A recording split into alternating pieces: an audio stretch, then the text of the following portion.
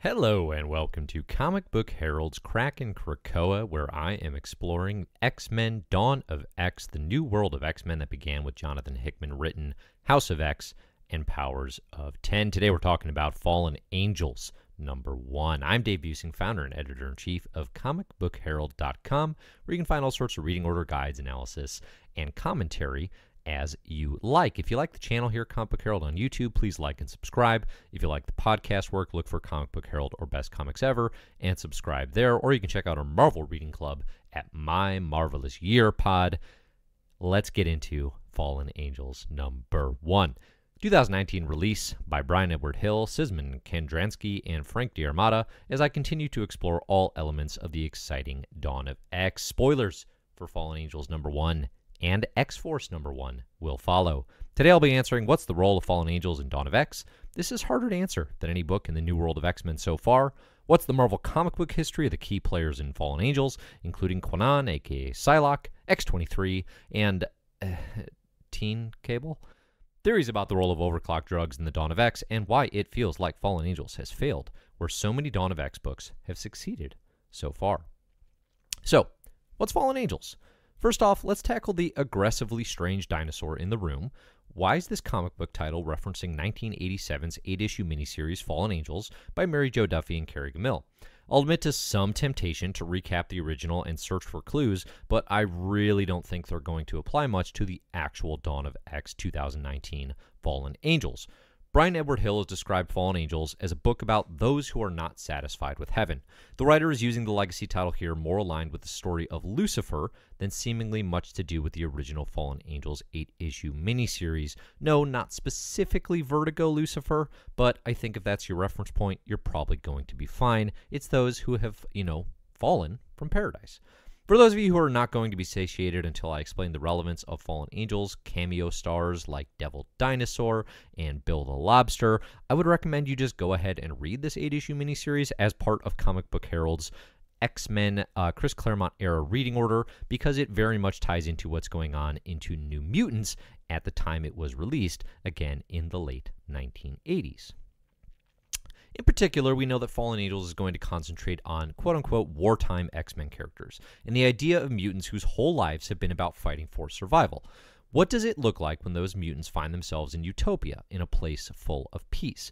Character focuses will include Kwannon. Yes, this is the character most X fans have simply known as Psylocke for decades. Cable, yes, he's a boy now. And X-23, the once and future Wolverine. Since her backstory is by far the most complicated, let's start with the story of Psylocke and how the characters Kwannon and Betsy Braddock became forever entwined. And as you may remember, we've seen Betsy Braddock most recently in the pages of Excalibur #1. I talked a bit about Betsy's origins, her bonkers origins, in my review of Excalibur #1. I didn't go into detail at the time about the absolute wildest Psylocke story there will ever be, and the one that sets the stage for much of what's to come here in Fallen Angels. In late 1989's Uncanny X-Men #256, a tie-in to Marvel's line-wide Acts of Vengeance event, which pitted Marvel heroes against villains typically associated with other characters. For example, Punisher fights Doctor Doom, Daredevil fights Ultron. Acts of Vengeance is pretty fun, actually. Psylocke, Betsy Braddock, was transformed into an Asian assassin by the Hand in conjunction with the Mandarin. There's a lot to this story that really only makes sense if you're deep in a Chris Claremont written X-Men binge. The issue in question here is drawn by an up-and-coming Jim Lee and connects heavily to the likes of Mojo, Spiral, The Siege Perilous. But for the sake of general lucid communication, this is the point in time when Lee and Claremont create Ninja Psylocke. And again, it's a surreal debut, more dream state than real, although the effects would certainly remain until actually this year. Following her transformation, Betsy does return to the X-Men with some serious and quite valid concerns about her own agency. In the span of a few years' worth of comics, Betsy has now been dramatically altered by both Mojo and Spiral, who gave her new eyes they used to record the X-Men, and now Mandarin and the Hand. Of course, the big reveal still to come was in regards to Psylocke's new body. After all, Betsy's mind and psychic abilities now inhabited the body of an assassin known as Kwannon.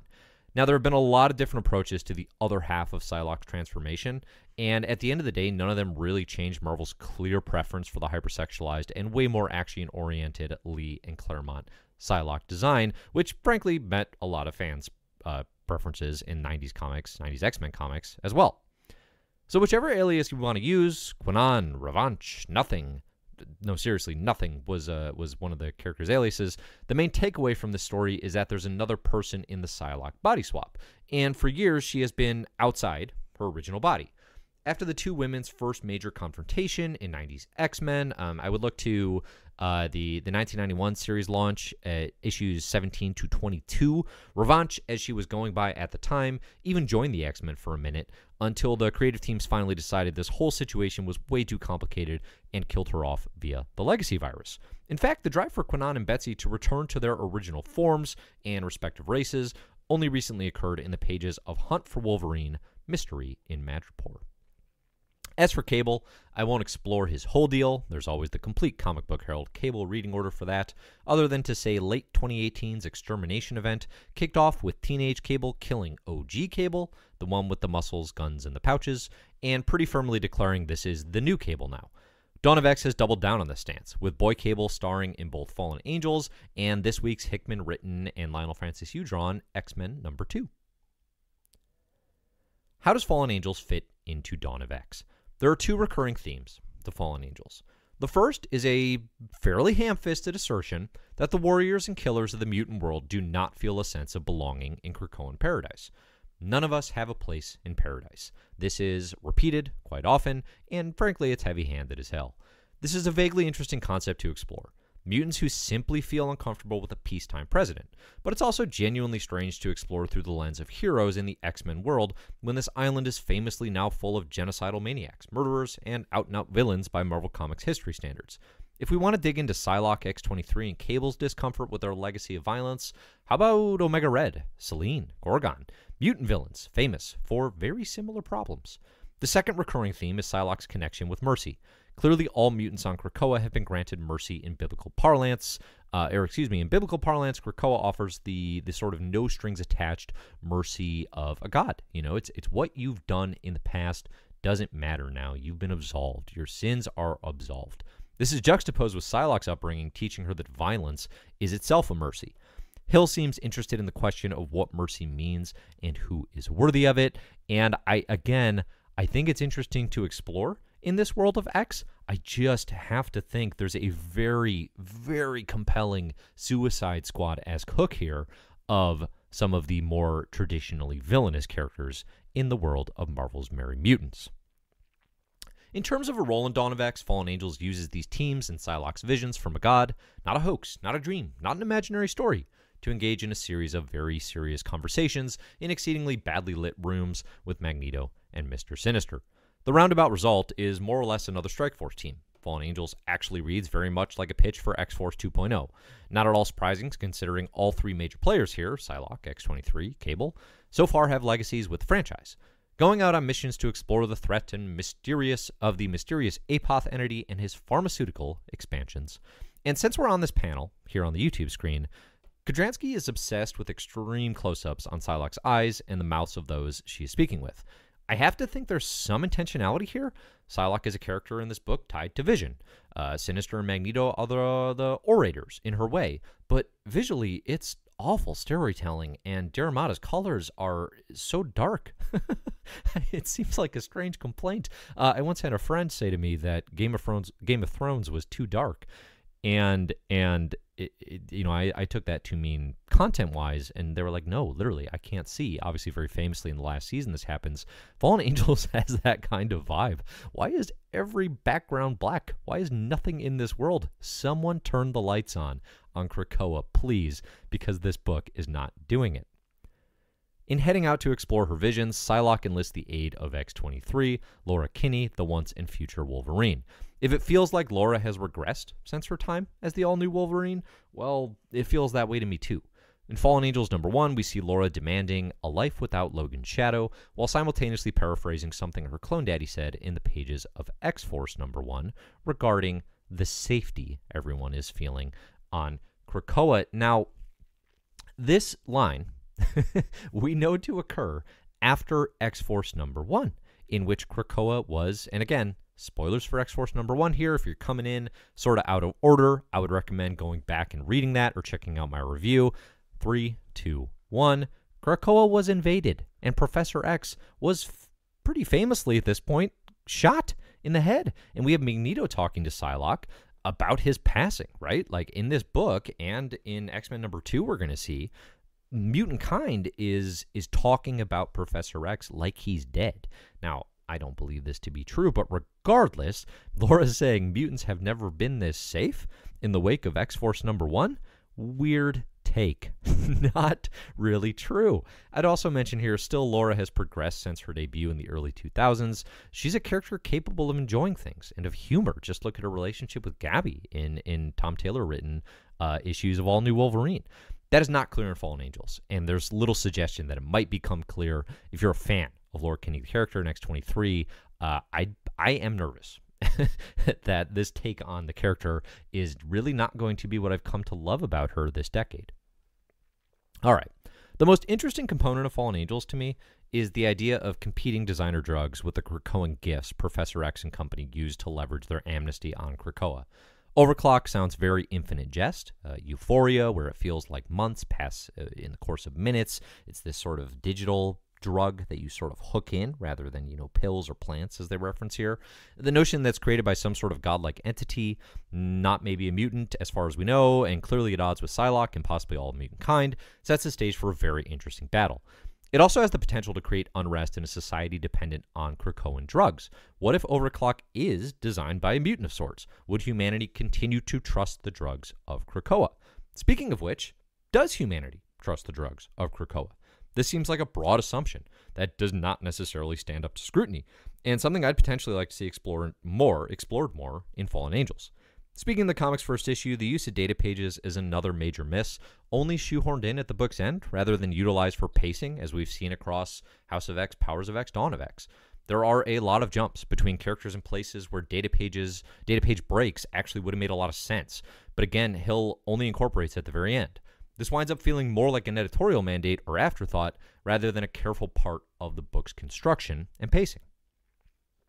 At the end of the day, Fallen Angels feels like the first true misfire from Dawn of X, although I'll admit it wasn't nearly as bad as I expected, given the very negative quickfire takedowns I've seen from a wide variety of comics critics I love. I mean, I think we also have to consider, if you had to guess, what the most likely misfire of the Dawn of X was going to be, it was probably going to be the weird Fallen Angels book that clearly just there's nothing for it to grasp on. It's not grasping onto the legacy of the single miniseries Fallen Angel in any way. It's like it's a book that just doesn't have an innate hook, and issue #1 doesn't do a good job of selling what the hook is or should be. My favorite theory that I came up with in thinking about where Fallen Angels could go is one where Apoth, this godlike villainous entity, is kind of a misdirect, and Psylocke's search for identity brings her back into conflict with the likes of Mojo, Spiral, or even the Mandarin. Overclock in particular feels very much like the Infinite Jesty sort of a drug a Mojo would unleash on civilization. All entertainment, all the time, and addictive too. I think there's real opportunity to reimagine the duo behind the body shop for the world of Dawn of X, because those otherwise feel like characters who do not fit neatly into the puzzle of this new world of X. Even if that's not the case, and it's a pretty out there theory of mine, I'll admit, Fallen Angels needs a big, bold course correction in issue #2 to clarify its purpose and provide a surprise hook that can draw people into the line's oddest title. There's so much to play with at this book's core, but in issue #1, the shadow of Hickman's X-Men work dwarfs Bryan Edward Hill's. It's the most we've seen of Mr. Sinister since Hox Pox, but he's lost his electricity. Likewise, Teen Cable is showing up this week. He's shown up this week in the delightfully entertaining showing in X-Men #2, written by Hickman with art by Lionel Francis Yu. But at those characters' cores, there's mystery, time travel, clones, super science. If they are to be a part of this title, utilize what makes them fascinating. The legacy of Fallen Angels is weird, wild, and fun. And right now, the relaunch is at its best one of the three. It's a little wild. I'm hopeful it improves, but Fallen Angels has a long road back to paradise. I can't say I'm optimistic. I am tentatively hopeful that Fallen Angels course corrects, because I feel like otherwise we have 5 out of 6 Dawn of X titles that I am very interested in continuing with. Now, I'm not going to stop reading Fallen Angels. If you are, like many, considering, well, what are the Dawn of X books I should read? My take here, as now that each issue has had at least a single issue released, which again, I think we should put into context, one single issue of a series is a pretty quick judgment to make, you know? But that's what we're doing here, right? X-Men has gotten so exciting to the point that each issue is a statement. And my sort of order, I'm not necessarily ranking them, but I would say X-Men is obviously a must, written by Hickman. From there, you have sort of a sweep of X-Force, Excalibur, New Mutants, and who am I missing? All feeling pretty meaningful. And I'm missing a title there. Let me check my Krakoa cards here real quick, because it's going to bother me that I forgot one. Marauders. Marauders is really good. I like Marauders a lot. So I would say of those, it's sort of a pick the one that's doing it the most for you, but they're all meaningful. They all have relevance. I mean, again, both books this week are referencing X-Force #1, which I think came under a little bit of fire for its approach to storytelling, but, you know, has major ramifications on the world of X, which I'm invested in. Fallen Angels is a distant 6th right now. So we'll see where it trends from here. I hope it gets better. If it doesn't, well, we got a new line of X books coming in 2020. Maybe that will be the focus moving forward. Thanks, everybody, for listening. I'm your host, Dave Busing, founder and editor-in-chief of comicbookherald.com. And I got nothing else to say. Thanks for listening. Please like, subscribe to the YouTube channel, and enjoy the comics.